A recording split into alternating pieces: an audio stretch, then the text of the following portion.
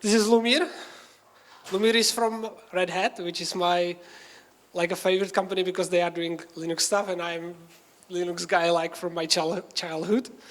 So that's one of the reasons why I invite him. And as he said, probably he should work on the titles, but I believe that the session will be perfect. So prepare the questions. Event personally doesn't matter. No pictures, please. Okay, so go ahead. Yeah, we can start. Thank you. Hello, everybody. Can you hear me? Oh, I guess you can. As you heard, my name is Lumír. I'm here from Red Hat, but basically I live in TechMeetup, so it's not that far away, right? And today I'm going to talk about Python and its journey from upstream to enterprise. But I promise to you that even if you don't use Linux or Python, there will be some interesting facts for you as well. First, let me introduce myself. I work as a senior software engineer at Red Hat. You might know me from a lot of activities around Python community here in Ostrava, in TechMeetup, and all around the Czech Republic. I realized I organized Python meetups for more than 10 years now, so we probably met already, if you are into Python. I'm a medic in Czech Red Cross, first responder, volunteer firefighter, I play drums, and many more stuff. So even if this talk will be boring for you, which will be not, I'm 100% sure, there is plenty of other stuff we can discuss later on the after party. So, what is the motivation for this talk, and what is the motivation for telling you the story about what happens for software and how the software transfers from something on GitHub when we all collaborate and we all can, add some pieces together into something which is supported for years in enterprise. What's the motivation? Let's start with a simple story. Many years ago, I was a very, very busy Linux system administrator in a company then called NetDevelo. That's me in my busy hours. Sorry for the quality, but it's a really old picture. And back then, I was using a lot of open source software. And I guess a lot of Linux users do the same, like apt install something, dnf install something else, and it just works. And nobody really thinks about it. Nobody really considers that how big amount of work is behind that. How it's so that I install something and it works, and not just the single piece, but all the components in the operating system just works is incredible. And it's much more now, as I understand the process. So that's about me. Now let's talk a little bit about you. As you can see, the bell curve, the classic distribution from statistics, if you are just regular software user, and not just a user, but also a developer, you will be probably somewhere in the middle. Using something which is well tested, not that old, but not something which is extremely fresh because it might be broken. There are always some backward incompatible changes and so on and so forth. We all know that. So you are probably somewhere in the middle, using something which is tested and not that old, hopefully still supported by somehow and by someone, but not necessarily the freshest thing, not necessarily the oldest possible thing, right? But me, as a Linux maintainer, Python maintainer for Linux, I am on the both sides of this bell curve. I'm working on a Fedora project, which is basically a Linux distribution with very fresh software. And on the other hand, I'm working for enterprise Linux distributions like CentOS Stream and Red Hat Enterprise Linux. I will talk about it a little bit. So basically, my responsibilities are to prepare the newest and freshest Python possible for Fedora and keep it working for enterprise customers and users, because that's open source basically. So not just customers, but also users for many years, decades basically. And where are we as a maintainers? Ideally, it basically applies the same for Linux system administrators, like the guys in caves doing something nobody knows really why, but because it works, nobody cares. And the same can be applied to Linux maintainers. Like you have the CPython developers in this case, but the thing I will be talking about can be applied to anything like PHP, Node, Java, whatever you think about. So there are the fancy upstream developers doing the thing, doing the code, and it's awesome, and thousands of issues and pull requests and everything is happening there. And then we have thousands and millions users on the other side. And the Linux distro developers are in the middle, and they are invisible people because it works. Oh, sometimes it's not, but that's just the software. And because we love what we do, we created a project, and let me tell you about the fresh part of my work first, before we got to the rotten one, and that's a Fedora Linux. Basically, Fedora is a project. Fedora Linux is a Linux distribution, which has released 41 a couple of days ago. I love it. It's really good. We can talk about it later. And we have an effort, or a project, if you want, Fedora Loves Python, which is an effort to make Fedora the best distribution for Python developers, including a lot of Pythons, including a lot of libraries and testing tools and whatever you can imagine. And Fedora really loves Python. And when I say that, I mean it, because Fedora loves a lot of Pythons. All of those are available in Fedora. Of course, not all of those have the same level of support, because it's not possible. And to be 100% honest, I spent years porting stuff from Python 2 to Python 3, so I don't like the Python 2.7 that much. But it's still there, if you need it. Please don't. But then we have Python 36, 37, 8, 9, 10, 11, 12, 11, and 13, which was released a week ago or something. It's already available in Fedora Linux for you, which is something that makes Fedora good distribution for Python developers. And again, don't apply that only to Python. The same thing can be applied to Ruby and other language stacks, because we want all the software to be there so you can use it to develop. So if you are running Fedora, you can use it simply to test with old Pythons, so you can then deploy your application to some enterprise distribution where we have some older Python, obviously, or you can prepare for the future and test your application and library with the freshest Python possible. Like 3.13 is alpha 1, there is nothing fresher than that right now. And not just we have a lot of them, we have them fast. And when I say fast, for example, the Python 3.13 alpha 1 from last year, it took only 6 days to package it to all available Fedoras.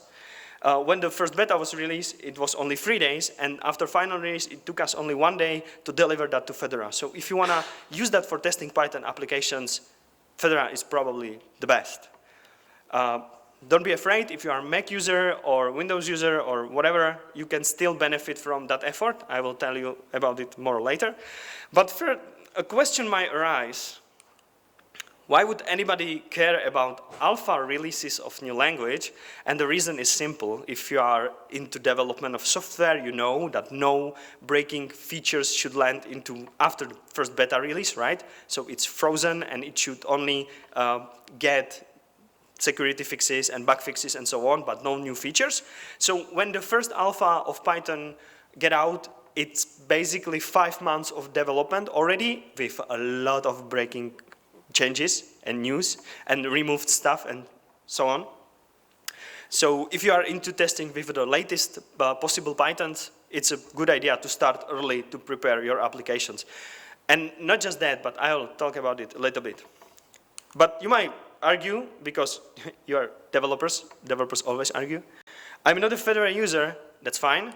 We created a container image called Fedora Python Tox, which contains Fedora as a base image, all the Pythons I mentioned earlier, and a Tox, which is a special testing tool for Python, and it allows you basically to test Python applications and libraries in a multiple different Python environments with different Python versions, different set of dependencies, and everything in parallel. And that's the whole package, which is built in a CI weekly, so it's fresh, and it's available on Docker Hub. You can download it, and you can use it to test your Python application.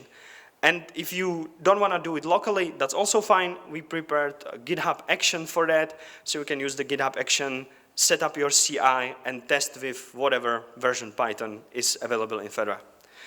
So that's great. But what about the regular users of a Linux distribution like Fedora, CentOS, RHEL, and so on?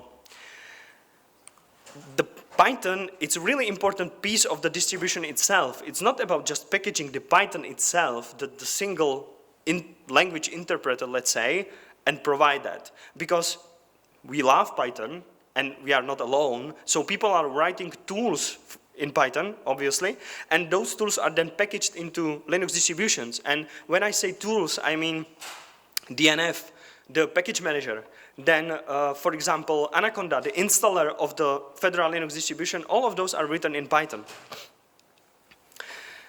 And that means that you have to be very careful. There is only one main Python in Fedora with every release. We are trying our best to be the newest one possible, the newest final one possible. But it's a lot of work. And so what does it mean? The Python, as I said, is one of the main components in the Linux distribution, and it's not just in Fedora, in a lot of them, because it's a popular language and a lot of tools are written in Python.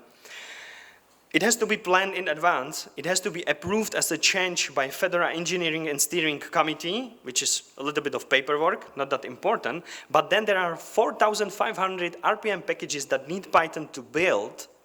That's an impressive number, including Firefox, for example, because the testing, I think that the testing platform for Firefox is written in Python as well. And 5,600 RPM packages that need Python to run. That's a lot. And that means that we have to prepare them because, of course, not all of them are ready for the latest, newest, freshest Python, right?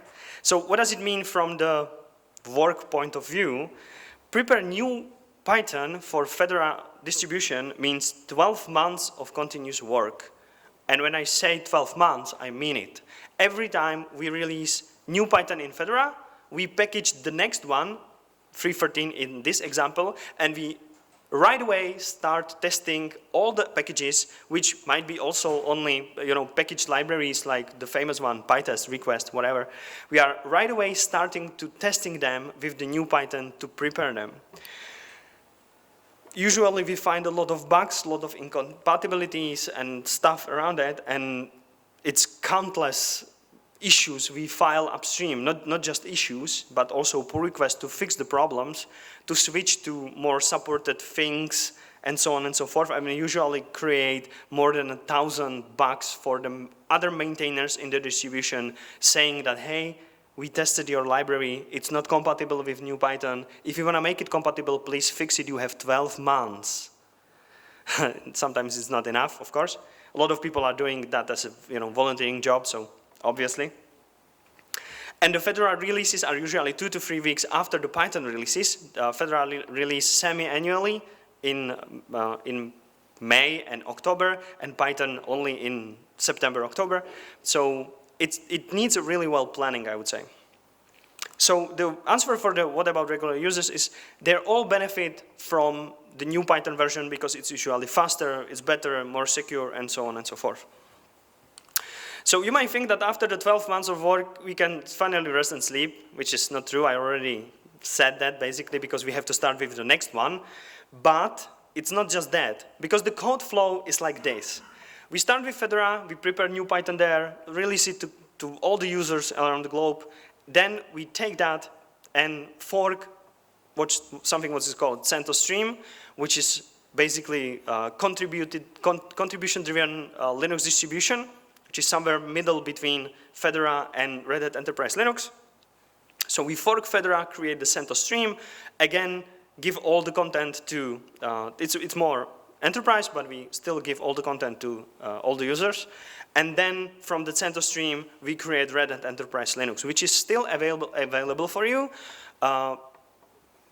under some license agreement, I would say, but you can use it for free. There are plenty of images, container images with Red Hat Enterprise Linux. You can use it as you wish, basically. And then the problems are just begun, because in Fedora, we promised to deliver fresh software, which means that if we find a bug or security vulnerability or whatever, it's counting up or down? Down, perfect. And I'm roughly in the middle, which is fine. In Fedora, we promised to deliver fresh software, which is sometimes hard because we have to prepare the whole distribution for the new Python, but it's also sometimes easy because if there is a complex bug in Python or security issue somewhere, we can just wait for a while for upstream to fix it, or we can fix it in upstream, of course, it's open source, right? And then we can take the new version, the new release, and paste it into Fedora, everybody updates, and it's fine, it works. But we cannot do that really in enterprise distribution. And then the support comes. So in Fedora, we promise to have it the latest, the greatest, ideally. In CentOS Stream and the more enterprise distributions, the promise is different. The promise is that we should keep it stable and keep it safe.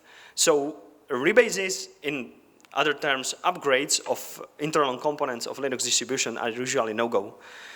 You cannot really. Even the upgrade contains some security fix or something, it's not a good idea because there are plenty of changes along the way, usually, breaking backward compatibility and so on. So the job in the enterprise might look like this, like in this table, where you can see that we released Python 3.6 in RHEL 8 in 2019, and the upstream support for that version of Python ends in 2021. But our support for the enterprise Linux distribution will end in 2029. Which is plenty of years of support on our own. The similar situation is for RHEL 9 and RHEL 10. The last line is probably a little bit of confidential, so don't say I was here. But it's not a problem. So I'm going to give you some examples, like what does it mean to fix a problem in enterprise distribution? In Fedora, as I mentioned, it's kind of easy.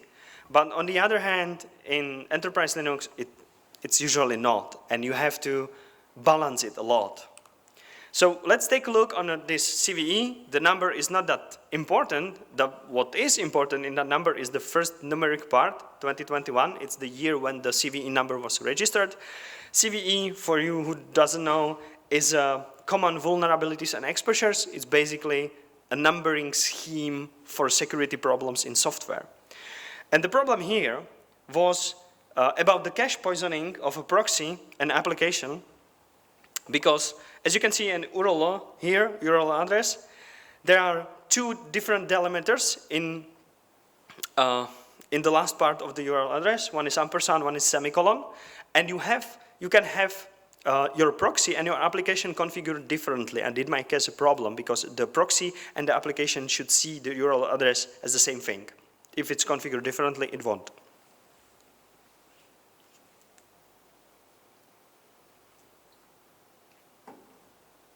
Sorry, I spent last 3 weeks on flooded regions and I'm slowly losing my voice. So, v3c recommended using only ampersand, and a lot of proxy servers follow that recommendation. But Python for many years allowed both semicolon and ampersand as a default configuration. And that's a problem. So upstream decided, all right, we understand it might be a problem, so let's switch to new default, to ampersand, and that's it. We can do that. All right, that's fine. And in Fedora, we can do the same, and we can do more than that, because we updated all the supported interpreters of Python, all the Pythons, to the latest results, which means to the latest releases, sorry, which meant that they already contain the fix, and that's it.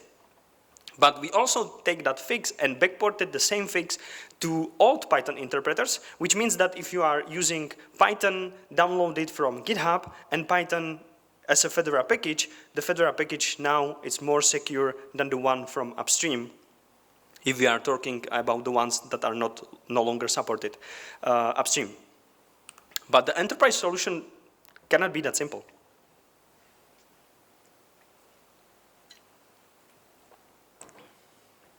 We cannot just take the code running in some basement, full of dust, and now suddenly switch the default setting. That would probably break something, and you can realize that when trams in Brno stop going, or ATM's machine in Norway stop operating, and so on and so forth. So it's not that easy, unfortunately. So we decided to adjust the patch to stick to the old behavior, as we thought that for the vulnerability to be really exploited, a lot of different stuff have to happen, like you have to proxy configure one way, Python configure the other way. Sorry.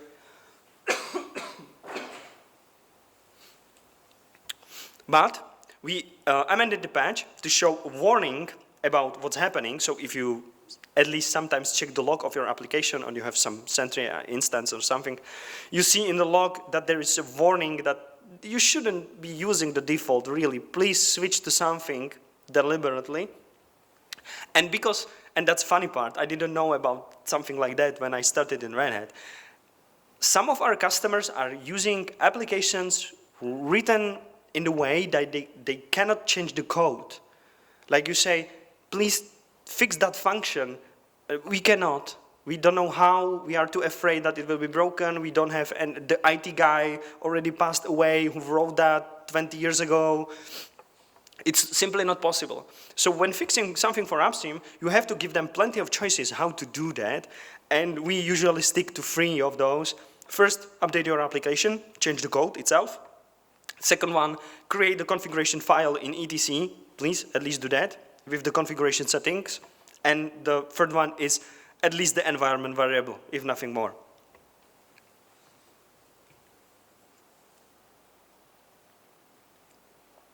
So,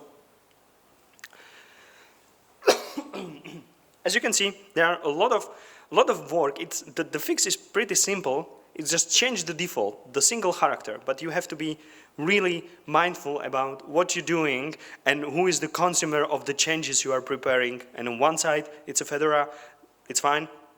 The people there are prepared to, receive some breaking changes. On the other hand, you have enterprise customers, and you promise them that if they install their application on the Linux system you support, it will work in the same way for 10 years plus. They are paying for that, and they want to keep it stable and keep it safe. Let me show you one more, maybe more interesting example. And as you can see in the CVE number, it's old, and nobody cared. It's a security vulnerability in tar archive, or tar file module in Python. The problem is, does anybody know what the tar is?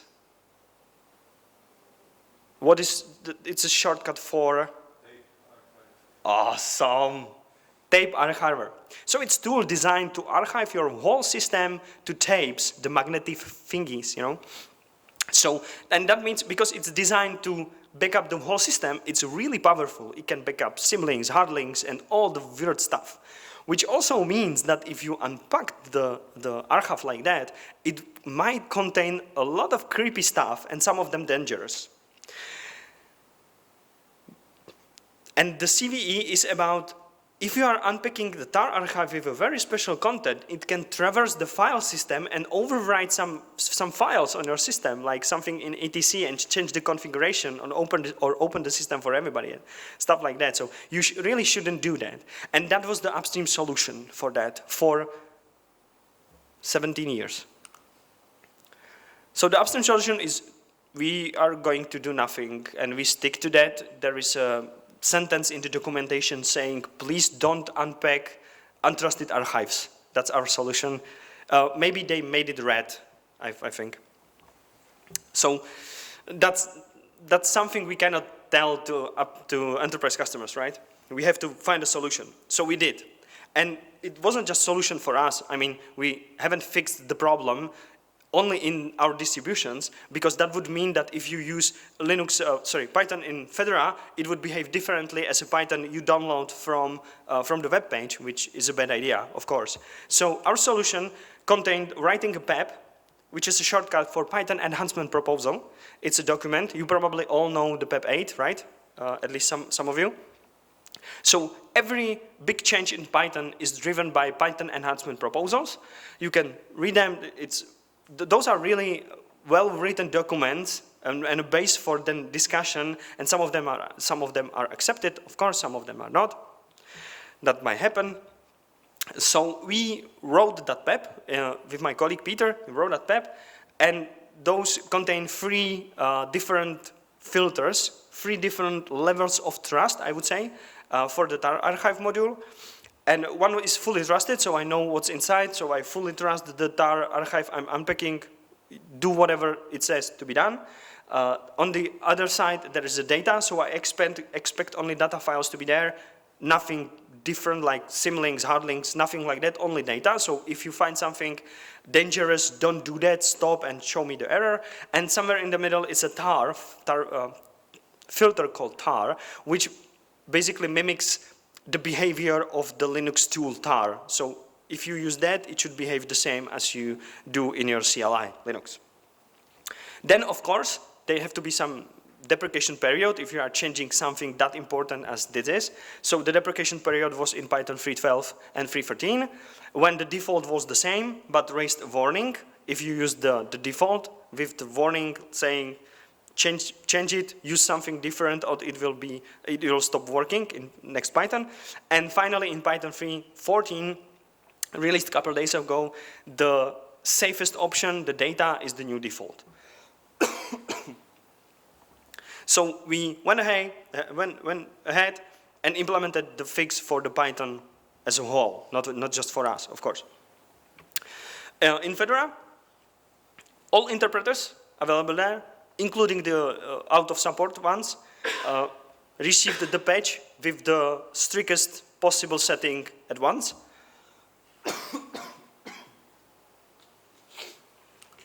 And in the enterprise, I'm sorry, I'm misread that. In Fedora, we are following the upstream, so we are just updating the Pythons, and that's all. And in enterprise, to be able to tell that the enterprise distribution is really fixed, we decided to backport the patch and switch it to the safest option immediately, because we think that nobody should really unpack the hardlinks and symlinks as a part of tar archive. And as far as I'm concerned, nobody really complained about that, so we probably didn't break any bank or army or anything like that. So that were two examples of how we deal with security problems and how we try to make our work as open source as possible, and also publish it publicly, because all we do basically is open source. So we are trying really hard to make it all available for all the people around the globe. So some key points, some takeaways, some summary, if you are interested. If you are a Python user, but not just Python user, all other language stacks as well, hundreds, and I mean it, hundreds and hundreds bugs are fixed before you ever see them. Because if you start using Python 3.12 now, which is, I would say, a good decision, if you start now, we fixed hundreds, maybe thousands bugs in all the libraries around the Python, in everything related in the last 2 years since it was released, basically. And in the Python itself, of course. So if you are in the middle of the bell curve, as I shown you at the beginning, that's the point when you are benefiting from the work we do. Contributors, not just us, of course, but plenty of contributors around the open source world prepares your libs and your applications for the future. You can benefit from the work we do in Fedora everywhere. If you are a Python developer, if you want to test the Python software, Fedora Python talks, GitHub actions, and so on, you can do that. You don't have to use the distribution, you can just use it for testing. If you want to, and if you have a good reason for that, you can take the single Python version you are happy with, and you can use it for decades and still have it stable and with all the security patches applied, if you really want to. But be prepared after that. After the decades of using a single Python version, you have basically two choices. You can show a sec with gold, so we postpone the LL life by a year or two, or you will have to switch by much more gap, as you can probably imagine. It might take years, but one day we will come and fix it, as I shown in the example from 2007. And what's the most important thing from my side today is that the enterprise Linux distributions are not just built on top of open source code, as some people telling us in the comments, in discussions, like you are building your multi-billion business on open source and giving nothing back. That's not true. I spend 80% of my work time working on open source software on GitHub solely. So that's simply not true. And that's all my voice is capable of doing today. Thank you.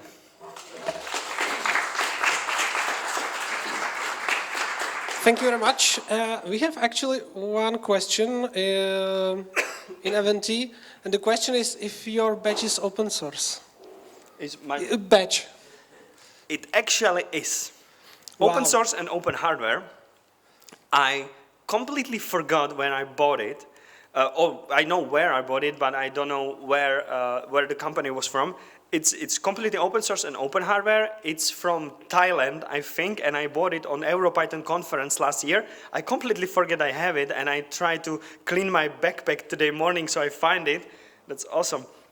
I can show you the application which is used for programming, and I'm pretty sure there will be some contact to the company. It cost me 20 euros, multiple colors, and I love it. Cool. Yeah? So I just checked, like, CPython has active branch last 3.9. How do you maintain, like, older versions? Sorry, can you repeat that question, please? CPython has the oldest active version, like 3.9. And I think you still support 3.8 in Red Hat something, right? Yes, we do. How do you maintain those that are, like, ditched by upstream Python? Even 3.6, yes. Yeah. And earlier this year, we were still maintaining Python 2.7. I'm a little bit ashamed about that, sorry.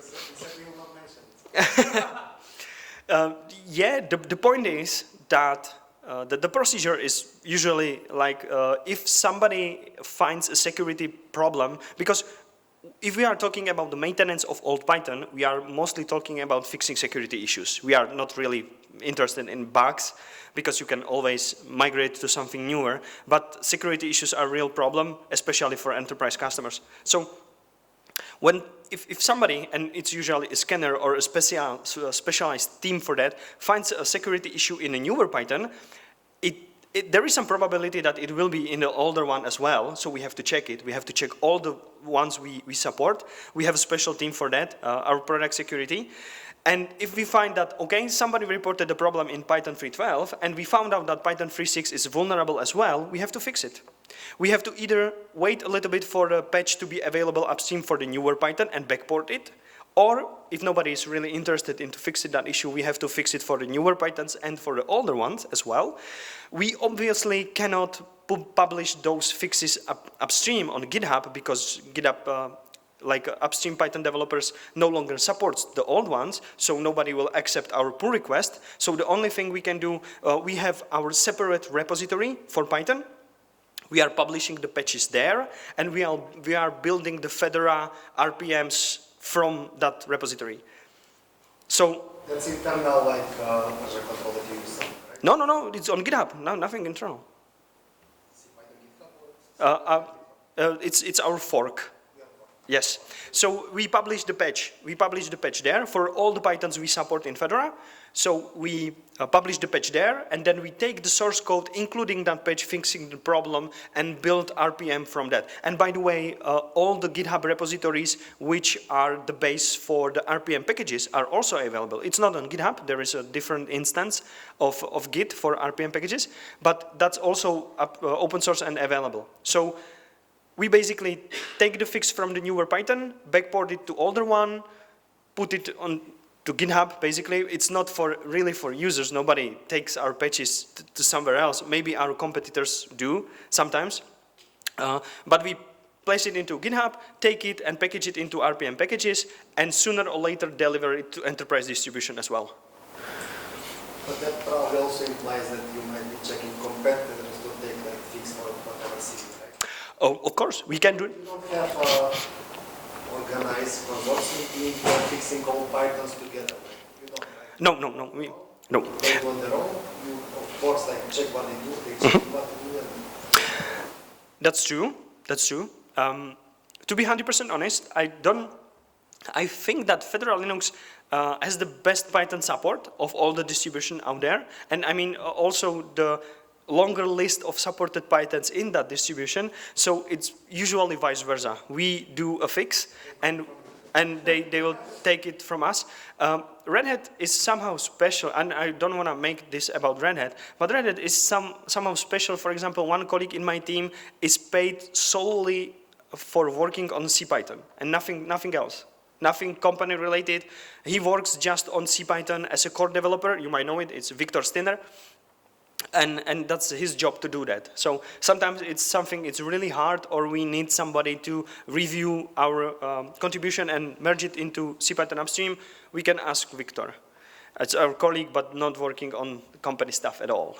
But yes, it's open source. So if other distributions wants to wait and take the patch from us, why not?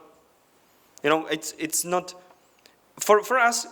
The advantage is that we can release it sooner. That's the added value, basically.